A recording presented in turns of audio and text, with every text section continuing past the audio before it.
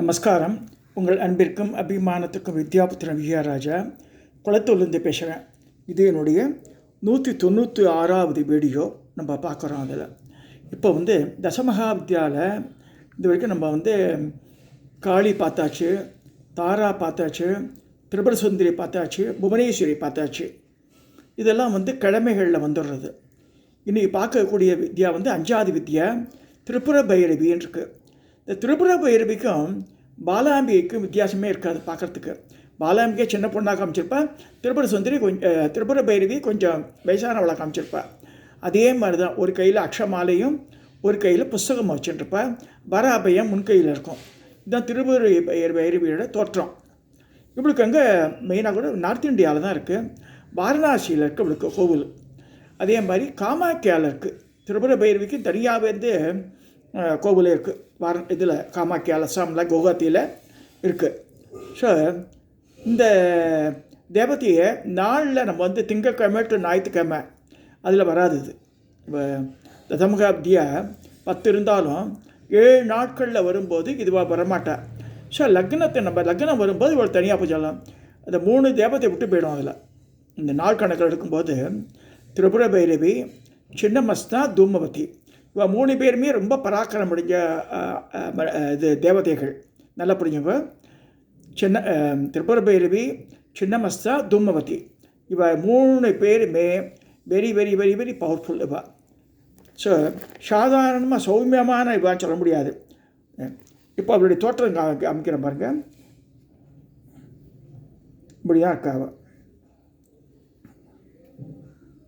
சில நேரத்தை தாமரை மலையில் உட்காந்துருக்க மாதிரி போட்டிருப்பா.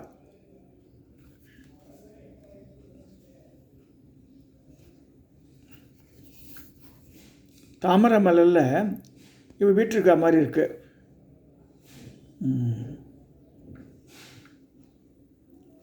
ஸோ இந்த தாமரைப்பூ மேலே உட்காந்துட்டு பத்மாசனத்தில் உட்காந்துட்டுருக்காவ. இவ தாமரை மலையில் பத்மாசனத்தில் இருந்துட்டு இருக்கேன். இவருடைய கோவில் பாருங்க. இது வாரணாசியில் அவரோட ரூபம். அங்கெல்லாம் முகம்தான் பெரிய பூஷணிக்கு அளவுக்கு மூஞ்சிருக்கும். உடம்பெல்லாம் தெரியாது, எல்லாம் மறைச்சிருப்பா அங்கே. இது காமாக்கியா கோவில். திரிபுர பைரவிக்கு உண்டான காமாக்கியாவில் அஸ்ஸாமில் இருக்க கோவில். இது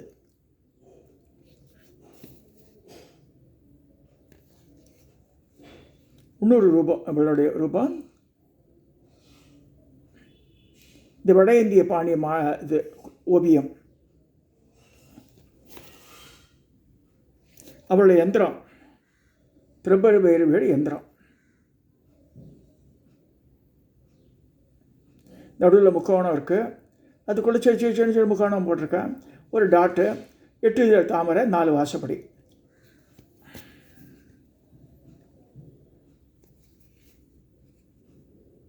இன்னொரு விதமான அலங்காரத்தோடு கொண்டிருக்கேன். பட் இதுதான் ஓலைச்சுவடியும் அக்ஷமாலையும் தான் கையில் வச்சுட்ருக்கேன். வராபயம் தான் கையில் இருக்குது, முன்கையில்.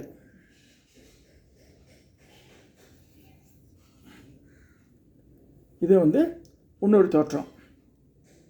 இப்போ இந்த திரிபுர பைரவி எப்படி உதயமானா அப்படின்னு சொல்லிட்டு கதை இருக்குது. ஒரு சமயம் பார்வதி பரமேஸ்வரன் உட்காந்துருக்க. அப்போ அந்தகனால் புகை வடிவினான். அந்தகன் கண் குருடுன்னு சொல்ல முடியாது. புகை வடிவான தோற்றமுள்ள அசுரன். அவன் நிறைய வரம் வாங்கிடுறான். அவன் பரமேஸ்வரத்தை தபஸ் பண்ணியிருக்கும்போது இவர் ஆசுதோஷின்னு பேர். ரொம்ப யோசனை பண்ணாமல் டக்குன்னு வரத்து கொடுத்துட்றார். நம்ம வாழ்க்கெல்லாம் யாருக்கு பக்தாளுக்கெல்லாம் செகண்ட் தாட் இல்லாமல் கொடுத்ததுனால இவர் நிறைய வரம் வாங்கி பரமேஸ்வரனால் தான், அதாவது யாராலும் எனக்கு அழிவு கிடையாதுன்னு பல ஆயிரம் வருஷங்கள் இந்த பூமியில் வாழற மாதிரி தபஸ் இது பண்ணி வாங்கிடுறான், வரத்தை வாங்கிடுறான். அப்போ என்ன உடஞ்சோன்னா, உன் பக்கத்தில் இருக்காள் அழகான பொண்ணு பார்வதியாக வேணுன்றான். உன் புத்தி எப்படி போகிறது பாருங்கள். சரி, அப்படி சொன்ன உடனே அவர் கோபம் வருது. பார்வதி பார்க்குறா. இந்த சிவன் அப்பயும் கோபப்படலாம் அவன் மேலே. அப்போ என்ன இப்படி கேட்குறான் அவன் இந்த பையன் அப்படி கேட்குறா பார்வதி. அப்போ என்ன செய்கிறா பரமேஸ்வரன், இந்த ரத்த பீஜம்லாம் இப்படி தோன்றானோ அந்த மாதிரி இப்போ ஒரு இன்சிடென்ட் நடக்க போகிறது. அப்படியே தன் முத்தலை சூலத்தினால் அப்படி குத்தி அந்த முதுகில் குத்தி அப்படி தூக்கிடுறார் அந்த சூலத்தில். அவன் அப்படியே இப்படியே அந்த இது ஓட்டம் பில்லு மாதிரி அது சூளத்தில் குத்தப்பட்டு நிற்க வச்சுடுறார். 1000 வருஷம் காலம் அப்படியே கைலாசத்தில் இருக்கான். அவன் உடம்பில் இருக்கிற ரத்தம்லாம் கீழே விழுந்துடுறது, ஓடுறது. அப்போ என்ன செய்கிறான் பாருங்க, அப்பயும் புத்தி இல்லாத முன்னாடி என்ன பண்ணுறான், இது கதாயத்தை எடுத்து பரமேஸ்வரன் தலையை அடிக்கிறான். ஆனால் அவனுடைய அகந்தை, அந்த கெட்ட எண்ணங்கள் அதெல்லாம் அந்த உதிரப்போக்கில் போயிடுறது. எல்லாம் அவனை சுண்டி ரத்தம் சுண்டி போயிடுது, ஒன்றுமே இல்லை, ரத்தமே இல்லை அவனுக்கு. ஆனால் அதுக்கு முன்னாடி பரமேஸ்வரன் தலையை அடிக்க பரமேஸ்வரன் தலையிலேருந்து ரத்தம் கொட்டுறது. இப்போ எப்படி ரத்த பீஜன் உருவானானோ அந்த மாதிரி பரமேஸ்வரன் தலையிலேருந்து இந்த ரத்தங்கள்லாம் இந்த சொடது கொட்டுறது இல்லையா, அதெல்லாம் ஒரு உருவங்களாகுது. ஈஸ்வர ஸ்வரூபம். அவனோட சண்டை போடும்போது எப்படி பண்ணுறாருன்னா, அவன் சின்ன குழந்தையாட தான் வர்றாரு அவர் பரமேஸ்வரன். அதே மாதிரி ரூபங்களும் நிறையா கோடிக்கணக்கில் குழந்தைகள் வந்துடுறது. அதாவது ஈஸ்வர சங்கல்பத்தினால அந்த மாதிரி தோன்றி நாங்கள்லாம் என்ன செய்யணுப்பான்னு கேட்குறது. அப்போ பார்வதிகிட்ட சொல்கிறார் அவர், இந்த அந்தகனை சாதாரண வச்சுக்காத, இவன் எல்லாம் சிவகணத்தை தலைவிடாக போகிறான். பின்னாடி என்ன செய்கிற போகிறேன்னா, நான் இந்த என்னோடய குழந்தைகள் தான் இவாள், என்னோடய ரூபமே தான், என்னோட இது, நீ இவ எங்கெல்லாம் போகிறாளோ நீயும் வழிபடுத்தி அங்கெல்லாம் வீட்டிருக்கணுன்றார். இந்த தன்னுடைய உடம்புலேயே உருவாக்கின அந்த ரத்தத்துலேயும் உருவாக்கின இந்த வாழ தான் பைரவாளாக வரா. ஸோ எல்லாமே குழந்தை பைரவராக இருக்கும். அதை க்ஷேத்திர பாலகர் அப்படி தான் சொல்கிறோம் இல்லையா. இவாளெலாம் ஒவ்வொரு மலையில் போய் இந்தியாவில் இந்த இன்ஸ்டன்ட் எங்கே நடக்குது, மந்திரமலைன்னு ஒரு இடம் இருக்குது. மேப்பில் பார்த்தா கூட தெரியும் உங்களுக்கு. இந்தியா மேப் எடுத்து பார்த்து மந்திரமலையும் போட்டால் you will know the location. அங்கே பார்வதி பரமேஸ்வரா ரொம்ப ஆளாக இருக்கா. அங்கே தபஸ் பண்ணி குகையிலிருந்து அவள் வாழ்க்கை நடத்துகிறான்னு சொல்லுது மந்திரமலையில். ஸோ அங்கே தான் இந்த மாதிரி மந்திரமலையில் இந்த இன்சிடென்ட் நடக்கிறது. அப்போ தான் அவன் பரமேஸ்வரன் தலையை உடைச்சிடுறான். உடைச்சி அது ரத்தம் பெறுகிறது. அதுலேருந்து இவாளெல்லாம் உருவாகிறான். இவாளெல்லாம் பைரவ சக்தியாக உண்டாக்கி அங்கே பார்வதி போய் நீ வேறு ரூபம் எடுத்துட்டு இவனோட தங்கிடுன்றார். உனக்கு கிளேசமாக வரக்கூடாது, இவன் வேறு நான் வேறு இல்லை, எல்லாம் என்னோடய ரூபந்தான் அப்படின்னு சொல்லிடுறார் பரமேஸ்வரன். சரி சொல்லிட்டு பார்வதியும் ஒத்துக்கிறா அதுக்கு. சரி, ஒவ்வொரு இடத்துலையும் இந்த குழந்தைகளாக பிறந்த இந்த பைரவர்கள்லாம் ஒவ்வொரு இந்தியாவில் ஒவ்வொரு மலைகள்லேயும் போய் விட்டுருக்காவ. அதுக்கெல்லாம் சக்தி வந்துடுறா பார்வதி, அங்கே சக்தியாக வரா. அந்த மாதிரி இந்த பைரவே இந்த சக்தியை உண்டாச்சுன்னா இப்படி தான் உண்டாச்சுன்னு வருது கதை. ஸோ இவருடைய மந்திரங்கள் என்ன சொல்ல, பைரவியில் பலவிதமான இது சொல்லியிருக்கு. அது ஹஸ்ரைம், ஹசகலகரீம், ஹஸ்ரவ் அப்படின்னு ஒன்று இருக்குது. நார்மலாக நாங்கள் சொல்கிறது ஹசைம், ஹசக்ரீம், ஹசைம், அதுதான் மந்திரம். ஹசைம் ஓம் வராது, பிரணவம் வரல அதில். ஹசைம், ஹசக்ரீம், ஹசைம், இதுதான் அக்ஷாட்சர மந்திரம் பேர். இதுதான் பைரவி மந்திரமாக நாங்கள் சொல்கிறது. ஸோ இந்த பைரவி எத்தனை விதமான பைரவின்னா, சம்பத் பிரதா பைரவி, சைதன்ய பைரவி, காமேஸ்வரி பைரவி, அகோர பைரவி, மகாபைரவி, லலிதா பைரவி, காமேஸ்வரி பைரவி, ரத்னேத்திர பைரவி, ஷட்கூடா பைரவி, நித்யா பைரவி, மதுசஞ்சீவினி பைரவி, மிருத்யுஞ்சயா பைரவி, வஜ்ரபிரசாதினி பைரவி, புவனேஸ்வரி பைரவி, கமலேஸ்வரி பைரவி, சித்த கௌலேச பைரவி, டாமர பைரவி, காமினி பைரவி. அந்த மாதிரி 18 விதமான பைரவ இது இந்த பைரவ தந்திரத்தில் சொல்லியிருக்கு இந்த பேரெல்லாம். ஸோ ஜெகன்மாதா இந்த கிரமமாக அந்த பிரிக்கப்படுறா அந்த பேதத்தோட. இந்த மாதிரி நம்ம இந்தியா முழுக்க பரவி இருக்கா இந்த பைரவி. இது நம்ம அந்த இது சொல்ல போகிறதில்ல, அங்கன்யாசம் கரன்யாசம் நான் சொல்லலை. இது குரு மூலமாக தெரிஞ்சுங்க. இந்த மூலமத்தத்தை மட்டும் தான் என்ன இருக்குன்னு சொல்லிடுறேன். ஹசைம், ஹசக்ரீம், ஹசைம், இதுதான் இந்த மந்திரம். ஸோ இப்போ தேவி பார்த்து என்ன சொல்கிறா பரமேஸ்வர, பார்வதி இந்த பைரவர்கள் எவ்வாறு உருவம் பெற்றிருக்கிறாரோ அவ்வாறான உருவத்தை நீயும் பெற்று இவர்கள் உடன் இருப்பாயாக. இவர்கள் என்னை விட வேறானவர் என்ற பிரமை உனக்கு உதிக்கக்கூடாது. இந்த பைரவர் அனைவரும் நானே. இது சத்தியம், சத்தியம், இது சந்தேகமே இல்லை. இவ்வாறு பார்வதியிடம் கூறி பைரவர்களை பார்த்து கூறினார்.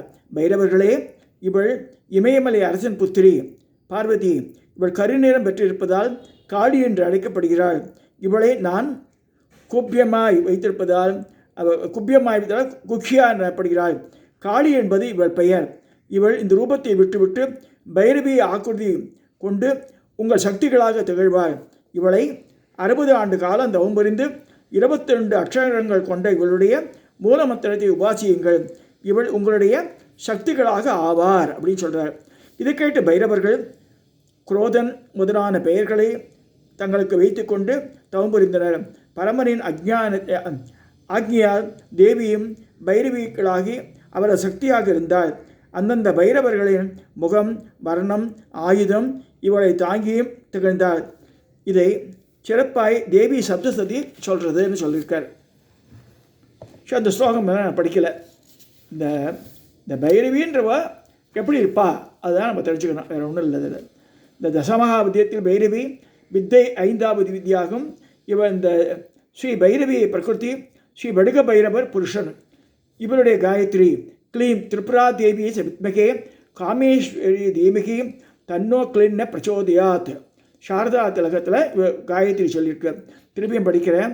க்ளீம் திரிபுரா தேவி வித்மகே காமேஸ்வரி தீமகி தன்னோ க்ளின்ன பிரச்சோதயாத். 3வது முறை க்ளீம் திரிபுரா தேவி வித்மகே காமேஸ்வரி தீமகி தன்னோ க்ளின்ன பிரச்சோதயாத். இதுதான் இவருடைய இது. இந்த காயத்ரி ஜபம் அனைத்து சித்திகளையும் அளிக்க வல்லது. பலஸ்ருதி எவன் திரிபுரா தேவி என்று அறிகின்றோமோ, எவளை காமேஸ்வரி என்று தியானிக்கின்றோமோ, அந்த க்ளின்னா என்ற பைரவி தேவி எங்களுடைய ஞானத்திலையும் தியானத்திலையும் தூண்டட்டும். திரிபுரா என்பதற்கு பிரபஞ்ச சாகரம், அதுக்கு தனியாக ஒரு அர்த்தம் சொல்கிறது. அது தீமூர்த்திகளையும் சிருஷ்டி செய்வதாலும் முன்னமே இருப்பதாலும் 3 வேத ஸ்வரூபமாய் இருப்பதாலும் அழிந்த பின் முன்போலவே உலகங்களையும் பூர்த்தி செய்வதாலும் அம்பிகைக்கு திரிபுரா என்று பெயர் என்று சொல்கிறதுன்னு திரிபுரா ரகசியமோ தந்திரமோ அப்படி சொல்கிறதுன்னு சொல்லியிருக்கு. ஸோ திரிபுர பைரவின்றது 5வது வித்தை. இவருடைய ரூபம் சொல்லியாச்சு. அந்தகாசுர வதத்துக்கு அப்புறமா தான் இது நடக்கிறது. இதையே நம்ம தெரிஞ்சுக்கணும். சிவபுராணத்துலேயும் வருது இது இந்த இன்ஸ்டன்ட்டு. பட் அதில் பைரவை பற்றி அவ்வளோவா சொல்லப்படல. பட் இந்த பைரவ எப்படி தோற்றினான்னு சொல்லிடுறதா இல்லை. சரி, நம்ம தெரிஞ்சுக்கணும். அது இந்த 5வது தசமகா வித்யாவில் 5வது வித்யான இந்த பைரவி வித்தியை இப்போ பார்த்துருக்கோம். இதோட இந்த 196வது வீடியோவை நிறைவு செய்கிறேன். தயவுசெய்து நம்ம வீடியோவை சப்ஸ்கிரைப் பண்ணுங்க, ஷேர் பண்ணுங்க, லைக் பண்ணுங்க. அப்படி பண்ணால் தான் உங்களுக்கு அடுத்த வீடியோ முன்னாடிலாம் தனித்தனியாக அனுப்பிச்சு இந்த இண்டிவிஜுவலாக இப்போ அனுப்புறதில்லை. ஸோ நீங்கள் சப்ஸ்கிரைப் பண்ணால் உங்களுக்கு வரும் ஆட்டோமேட்டிக்காக. இதோடு நான் இந்த உரையை நிறைவு செய்கிறேன்.